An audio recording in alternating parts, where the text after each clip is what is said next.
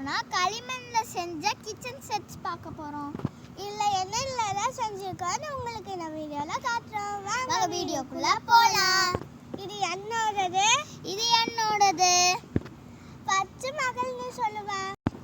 இது நான் செஞ்ச பணியாரங்கள், இது நான் செஞ்ச குட்டி பிளேட், இது நான் செஞ்ச பெரிய பிளேட்ஸ், இது சப்பாத்திகள் நான் செஞ்சது, டம்ளர் நான் செஞ்சது, தோசைகள் இதெல்லாம் நான் செஞ்சது.